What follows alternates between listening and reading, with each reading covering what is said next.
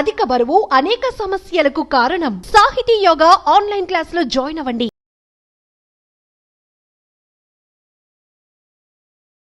నమస్తే, welcome to Suman TV. బచ్చలి కూర సో చాలా మంది ఇష్టంగా తింటూ ఉంటారు, తీసుకుంటూ ఉంటారు కూడా. అయితే దీనిలో మెడిసినల్ వాల్యూస్ చాలానే ఉన్నాయి. ఇది అనారోగ్య సమస్యలను కూడా తగ్గిస్తుంది. మరి బచ్చలి కూరలో ఉన్న మెడిసినల్ వాల్యూస్ ఏంటి? ఇది ఎటువంటి అనారోగ్య సమస్యలు తగ్గిస్తుంది? ఏ వ్యాధులకు దీన్ని ఎంత మోతాదులో వాడుకోవాల్సి ఉంటుంది?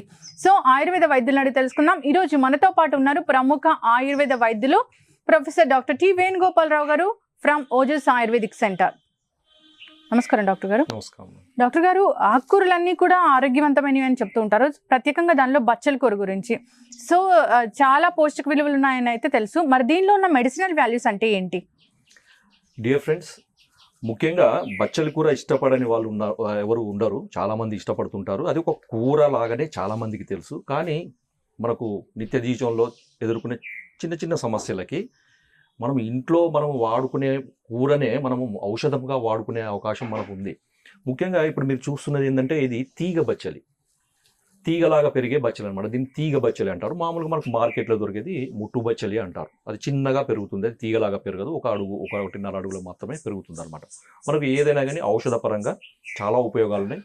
తర్వాత దీంట్లో ఎర్ర బచ్చలి అని కూడా ఉంటాయి. దీన్ని ఆయుర్వేదంలో ఉపోధిక అని అంటారు. దీని లాటిన్ నేము బ్యాసెల్లా ఆల్బా. ఎర్ర బచ్చలిని బ్యాసెల్లా రుబ్రా అంటారు. దానికంటే కొంచెం దాంట్లో ఐరన్ కంటెంట్ కొంచెం ఎక్కువగా ఉంటుంది. రక్తహీనత ఉన్న వాళ్ళకి ఎర్ర బచ్చలి చాలా మంచిది అనమాట పప్పులో. డియర్ ఫ్రెండ్స్, ముఖ్యంగా దీని యొక్క ఒక ముఖ్యమైన ఉపయోగం ఏంటంటే, గర్భిణీలలో వచ్చే మలబద్ధత. చాలామంది గర్భిణులు ఎదుర్కొనే సమస్య అనమాట. అది ఎన్ని మందులు వాడినా కానీ లేకపోతే అది ఎన్ని ప్రయత్నాలు చేసినా కానీ తగ్గదు. ఇది ఒక కూరలాగా కనుక వండుకుంటే, మన పప్పులో కానీ లేకపోతే మీరు ఏ రకంగా కానీ దీన్ని కూరగా కానీ వండుకొని తింటే గర్భిణీలలో మలబద్ధత సమస్య అనేది చాలా సాఫీగా న్యాచురల్గా ఎటువంటి మందులు అవసరం లేకుండా తగ్గిపోతుంది. తర్వాత ఇంకొకటి ఏంటంటే, తలలో వేడి. కొంతమందికి రాత్రిపూట ఎక్కువ పని చేయడము, లేకపోతే ఎక్కువ ఆలోచించడము, టీవీ చూడడము, మొబైల్ చూడడము, తర్వాత ఇంకేదైనా కారణాల్లో కానీ ఈ ఎక్కువ స్పైసీ ఉండే ఫుడ్ తినడము, వాటి వల్ల తలలో ఎక్కువ వేడి పెరుగుతుంది అనమాట. శిరో పైత్యం అంటారు కదా, పైత్యం చేసింది అని అంటారు.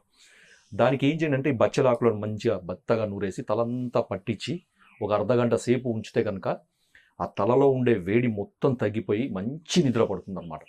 ఈ బచ్చలి శాకము, ఉపోదిక శాకం అంటారు కదా, మనం దీంతో చేసే కర్రీస్, మనము ఏదైనా కానివ్వండి రాత్రిపూట మీరు భోజనం తింటే ఏమవుతుందంటే, నిద్ర అనేది చాలా అద్భుతంగా పడుతుంది. ఓకే, అంటే చాలా మంది కూడా ఈ రోజుల్లో నిద్ర లేని వాళ్ళు ఏం చేయండి అంటే, మీరు వేరే ఇతర రకాల ఏ కర్రీస్ కూడా వాడకుండా దీంతో చేసింది ఏ రకమైన కర్రీ అయినా మీరు వాడండి. వాడితే ఏముందంటే న్యాచురల్ గా మనకి స్లీప్ అనేది ఇండ్యూస్ అవుతుంది. ఓకే, అంటే తీగ బచ్చల్ని వాడాలంటారా డాక్టర్? తీగ బచ్చలకి ఉపయోగాలు ఎక్కువ ఉంటాయి. మామూలుగా తీగ బచ్చలు దొరకని పరిస్థితుల్లో మనం మామూలుగా మార్కెట్ లో దొరికే బచ్చలి కూర వాడుకోవచ్చు. మామూలుగా ఇప్పుడు దీన్ని తీసుకొచ్చి ఇప్పుడు మీకు ఎక్కడైనా దొరికితే కనుక దీని గింజలు మనకు దొరుకుతాయి. సో ఎక్కడైనా మీరు కనబడితే తీసుకొచ్చి ఈ గింజలు కనుక వేస్తే దీంట్లో మనకి చూడండి వైలెట్ కలర్, బ్యూటిఫుల్, చాలా మంచి ఇది వస్తుంది అన్నమాట. సో ఈ గింజలను తీసుకొచ్చి మీరు వేస్తే మామూలుగా అద్భుతంగా పెరుగుతుంది. ఎక్కువ కేర్ కూడా అవసరం లేదన్నమాట దీనికి.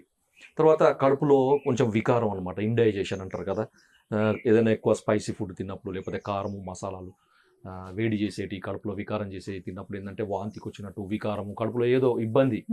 సో ఇండైజెషన్ సంబంధించిన ఏదో తర్వాత తల తిరుగుతూ ఉంటుంది, వామిటింగ్ సెన్సేషన్ వస్తుంది కానీ వామిటింగ్ కాదు, కడుపు అంత గ్రిప్పింగ్ పెయిన్ అంటారు, కడుపులో పిసికినట్టు పెయిన్, ఇవన్నీ ఉంటాయి కదా.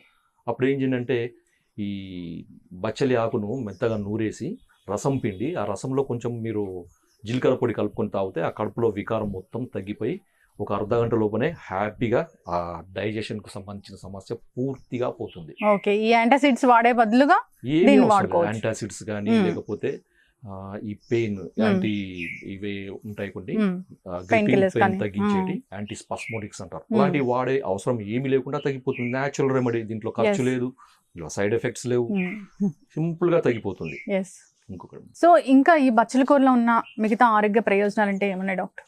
మామూలుగా ఇంట్లో ఆడవాళ్ళు వంట చేసుకునేటప్పుడు సడన్ గా కాలుతుంది అన్నమాట, బర్న్స్. సో దానికి ఏదో ఆయింట్మెంట్లో అవన్నీ పెట్టేది కొంచెం మనం ఎంతో ఆందోళన పడాల్సిన అవసరం లేకుండా ఏం చేయండి అంటే, ఈ బచ్చలాకులను తీసుకొచ్చి నూరి ఆ కాలిన గాయాల మీద పెడితే ఏమవుతుందంటే కాలిన గాయాలు హ్యాపీగా మానిపోతాయి, మచ్చ లేకుండా తగ్గిపోతాయి. ఓకే. కాలిన గాయాలు కొన్నిసార్లు ఏమవుతుంటే మచ్చలు పడతాయండి. మీరు ఏదైనా బర్నాలు కానీ ఏదైనా ఆయింట్మెంట్ పెట్టినప్పుడు అవి తగ్గుతాయి, గాయాలు తగ్గుతాయి, కానీ ఆ మచ్చ మాత్రం మిగులుతుంది. కానీ ఇది కనుక పెడితే ఏమవుతుందంటే ఏ మాత్రం ఇంత కూడా మనకి మచ్చ అనేది లేకుండా కాలిన గాయాలు హ్యాపీగా తగ్గిపోతాయి.